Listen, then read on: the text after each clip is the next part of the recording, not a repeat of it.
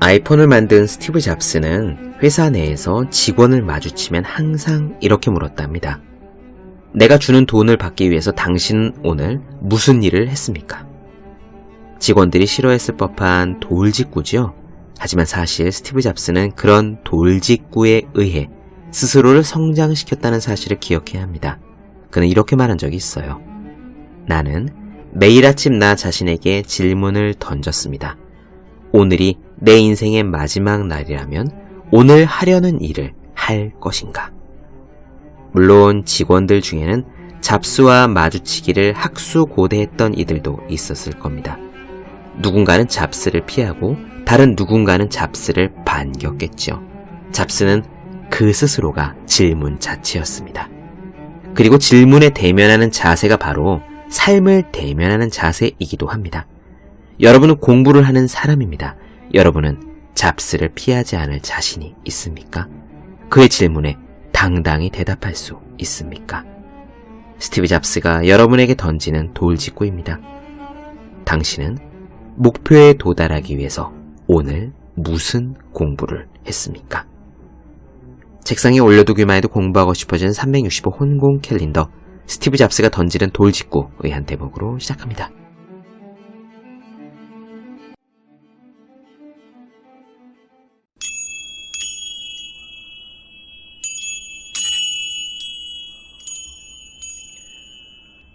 네, 안녕하세요. 본격 공부작업 팟캐스트 서울대는 어떻게 공부하는가? 한지우입니다. 우리는 지금 찰스 두이그 습관의 힘 보고 있습니다. 오늘은 조금 이론적인 부분입니다. 딱딱할 수도 있어요. 하지만 우리는 습관에 대한 공부를 하고 있으니까 습관이 어떻게 만들어지는가는 반드시 이해하고 넘어갈 필요가 있겠죠. 사실 오늘만 조금 딱딱하게 들리지 앞으로는 괜찮으실 거예요. 저도 그랬거든요. 오늘 나누어 드릴 습관이 만들어지는 3단계는 마치 수학에서 새로운 챕터를 들어간 첫날 선생님이 이론을 가르쳐 주시는 것과 같아요. 그래서 처음에는 좀 딱딱해 보여도 앞으로 이 책을 다루는 내내 반복될 공식이니까 나중에는 괜찮아질 겁니다. 마치 연습 문제를 반복해서 푸는 느낌이죠. 먼저 습관이 왜 생기는지부터 이야기합니다. 습관은 우리 머리에 청킹이라고 불러요. 청킹, 즉 덩어리 짓는 능력에서 출발합니다. 우리 머리는 몇 가지 이어지는 일련의 행동들을 하나의 덩어리로 묶으려는 본능이 있대요. 이런 본능이 있는 이유는 한 가지, 뇌의 에너지를 아끼기 위해서입니다. 예를 들어 우리가 칫솔에다가 치약을 묻힌 뒤에는 바로 칫솔을 입에 집어넣잖아요. 별 생각 없이요. 이런 것들이 일종의 덩어리입니다. 자, 우리 뇌는 행동들을 덩어리 짓는다. 이게 출발이에요. 그러면 덩어리를 어떻게 묶기 시작하냐? 왜 덩어리를 묶느냐? 세 가지 단계가 있습니다. 첫째, 신호입니다. 어떤 신호가 들어와요. 그 신호는 음악일 수도 있고 색깔일 수도 있고 하여간 감각적 자극이 신호입니다. 예컨대 밤에 텔레비전에 나오는 먹방 프로그램도 신호인 셈이죠. 그 신호는 일종의 권총 방아쇠와 같아요. 둘째, 반복입니다. 신호가 있으면, 즉 방아쇠가 당겨지면요, 반복 행동이 일어나요. 우리가 먹방 프로그램을 보면 배가 고파지면서 냉장고 문을 열지 않습니까? 그리고 거기서 세 번째, 보상이 있습니다. 반복 행동을 하면 그것에 대한 기분이 느껴져요. 좋은 기분. 이 좋은 기분이 느껴질 때 이 좋은 기분은 앞에서 말한 신호 반복과 더불어 저장됩니다. 하나의 덩어리로 말이죠. 다시 보겠습니다. 신호가 있고 행동을 반복합니다.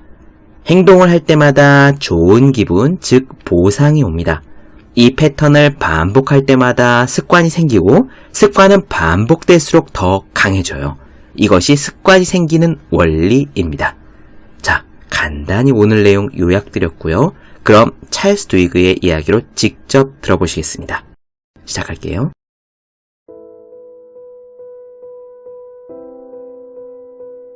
뇌가 일련의 행동을 기계적으로 변환하는 과정을 청킹이라고 한다. 습관이 형성되는 과정의 근원에 청킹, 즉 덩어리 짓기가 있는 셈이다. 우리는 매일 최소한 수십 가지의 행동 덩어리들을 반복하고 있다. 칫솔에 치약을 묻힌 다음에야 칫솔을 입에 넣는 단순한 행동 덩이가 그 예다. 당신이 자동차를 후진해서 큰 길로 나왔을 때를 생각해보자. 운전을 가시작했을 때는 당연히 큰 길로 이어지는 진입로에서 신경을 곤두세웠을 거다. 자동차에 앉아 시트를 조정하고 열쇠를 꽂아 시동을 걸고 룸미러와 사이드미러를 번갈아 보며 방해물이 있는지 없는지 확인하고 또 확인했을 것이다. 그러나 운전이 익숙해진 후에는 어떤가? 큰 길로 후진해서 나갈 때마다 별 생각 없이 운전할 것이다. 관례적으로 하던 일이 습관으로 굳어진 거다. 과학자들의 연구에 따르면 습관이 형성되는 이유는 우리 뇌가 활동을 절약할 방법을 끊임없이 찾기 때문이다.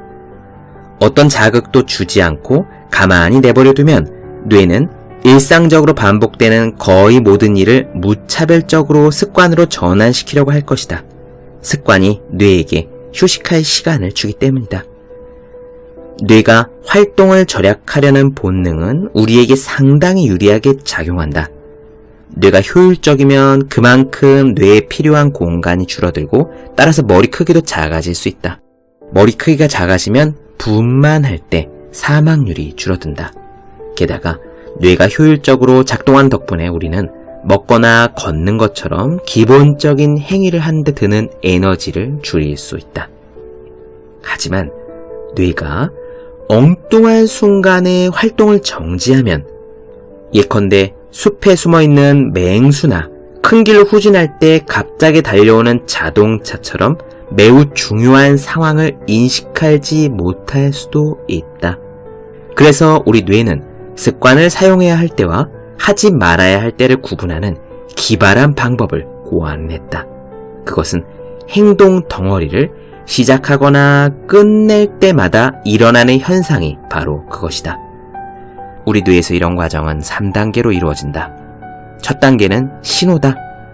신호는 우리 뇌에게 자동 모드로 들어가서 어떤 습관을 사용하기 시작해 라고 명령하는 자극이다. 일종의 방아쇠인 것이다. 다음 단계는 반복 행동이다. 반복 행동은 몸의 행동으로 나타나기도 하고 심리 상태나 감정의 변화로도 나타날 수 있다. 마지막 단계는 보상이다. 보상은 뇌가 이 특정한 스텝을 앞으로도 계속 기억할 만한 가치가 있는지 없는지를 판단하는 기준이 된다. 시간이 지나면서 이 세 가지 스텝, 신호, 반복 행동, 보상이 반복되면 이 연결고리는 점점 기계처럼 변해간다.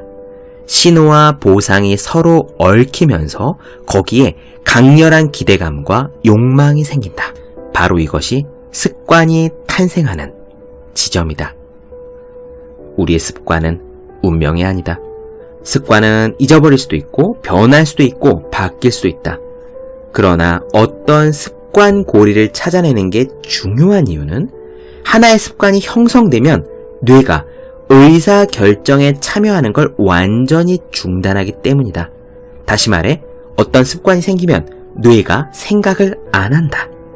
따라서 어떤 습관을 떨쳐내려고 의식적으로 노력하지 않으면 요컨대 새로운 반복 행동을 찾아내지 않으면 방아쇠가 당겨지는 한 그 습관 패턴이 자동적으로 전개된다. 하지만 이 습관이 어떻게 작동하는지 이해하고 습관 고리의 구조를 알게 되면 습관을 쉽게 변화시킬 수 있다.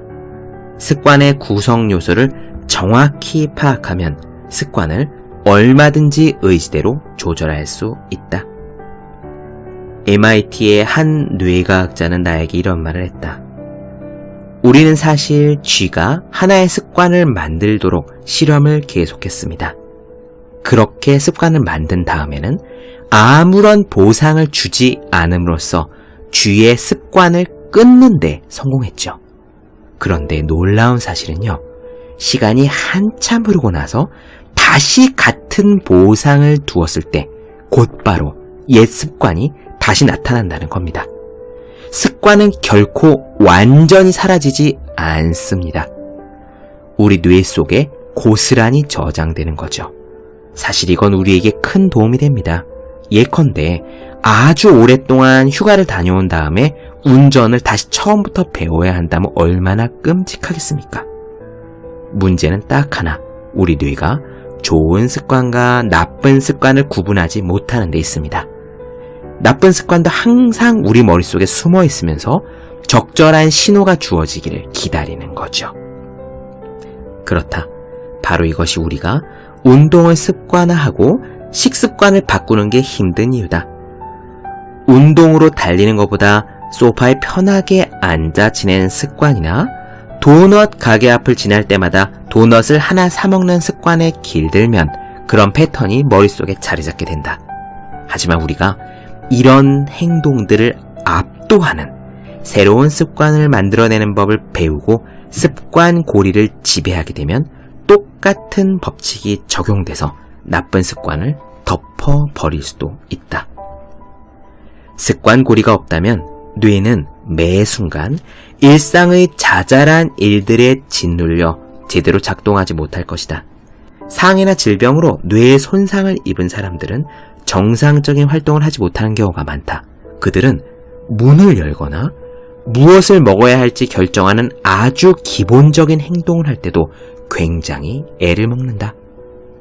그들의 습관 고리가 망가졌기 때문이다. 하지만 뇌가 기계적인 습관에만 의존하는 것은 위험할 수 있다. 습관은 우리에게 주어진 축복이기도 하지만 그에 못지않게 저주이기도 하다. 패스트푸드를 예로 들어보자. 집으로 돌아가는 길에 아이들이 배고프다고 칭얼거릴 때 그래? 그럼 이거 한 번만 먹자 라며 맥도날드 앞에 차를 세운다고 탓할 사람은 없을 거다. 음식값도 싸고 맛도 있다. 청량음료나 햄버거를 한 번쯤 먹는다고 건강이 뭐 얼마나 나빠지겠는가. 그러나 습관은 우리의 허락을 받지 않고 무의식 중에 나타난다. 조사에 따르면 대부분의 가족들은 패스트푸드를 되도록 먹지 않으려고 한단다. 그런데 현실은 다르다. 한 달에 한 번 정도 가던 사람은 무의식 중에 어느새 일주일에 한 번이 되고 일주일에 두 번이 되며 마침내 아이들의 건강을 해칠 정도로 햄버거와 감자튀김을 먹는 지경에 이른다.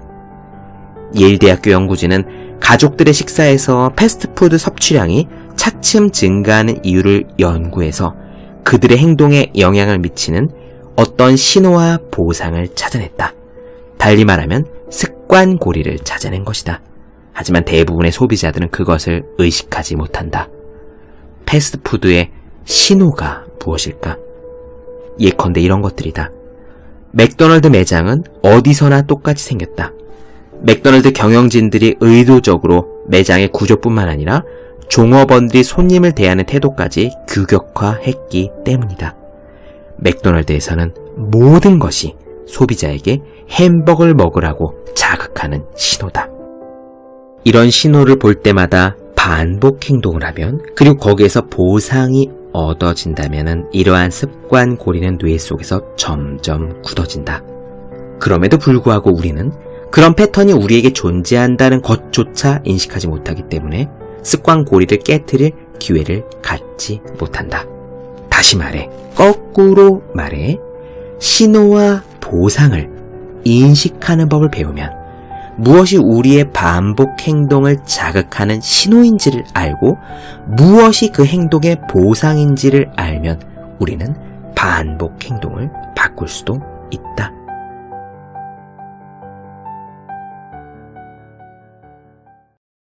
네, 본격 공부작업 팟캐스트 서울대는 어떻게 공부하는가? 찰스 듀이그 습관의 힘 나눠드렸습니다.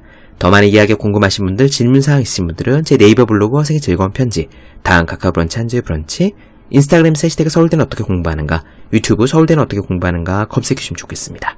또 혼자 공부하는 사람의 필수품 왜 이런 책이 지금까지 없었을까? 학생, 수험생, 취준생, 직장인 등 공부하는 모든 분들을 위해서 어떻게 공부해야 하는지 설명한 혼자 하는 공부의 정석, 그리고 책상에 놓기만 해도 공부하고 싶어지는 111 공부자극 캘린더, 365 혼공 캘린더, 365 공부 비타민을 아직 읽지 않으셨다면 꼭 읽어보셨으면 합니다. 분명 도움이 되실 거예요. 오늘 여기까지 하겠습니다. 전 다음 시간에 뵐게요. 여러분 모두 열심히 공부하십시오. 저도 열심히 하겠습니다.